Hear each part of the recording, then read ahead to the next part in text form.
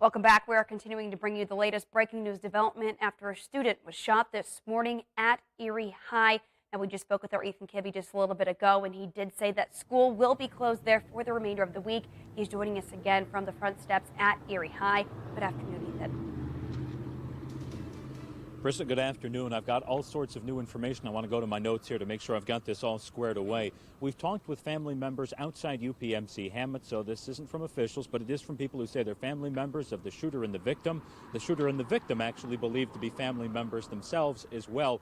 We're hearing that the victim was a 16-year-old young man and the shooter was 14 years old. So again, that's what we're hearing, and that they were related.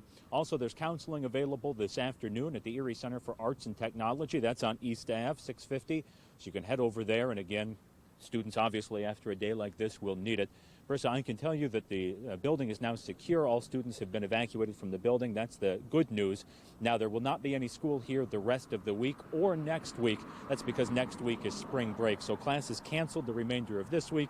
Next week is spring break anyway, so they're just shutting it down, giving people a chance to try to calm down and reset after the situation today. Now that we've brought you the latest, if you haven't seen it, let me take you through what happened today.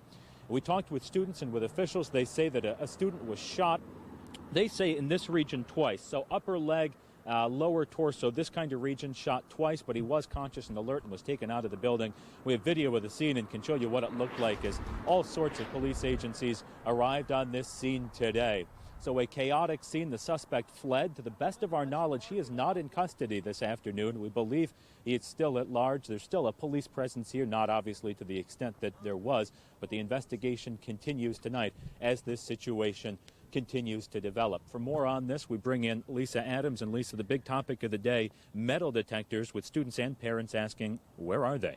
Yeah, that's a really good question, and a lot of people said that students are wanded when they come through, but it's kind of a random thing where they may wand or check their backpacks, but no metal detectors here, and I'm sure that's going to be something that's talked about in the days to come.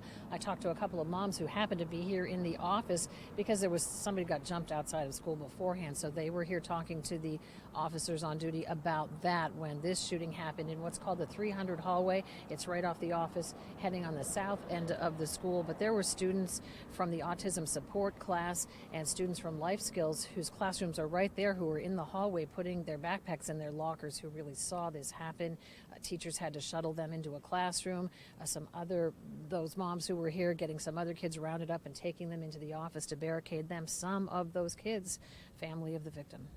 Lisa, thanks so much. It's a lot to digest, but we have all this information on our Facebook page. Head over there for the very latest. For Lisa, I'm Ethan for Erie News Now. Lisa, and thank you, Ethan, for your coverage all morning and afternoon long. We'll, of course, keep you up to date here on Erie News Now all day long and all night long with the latest developments as we get them on this school shooting at Erie High that happened this morning.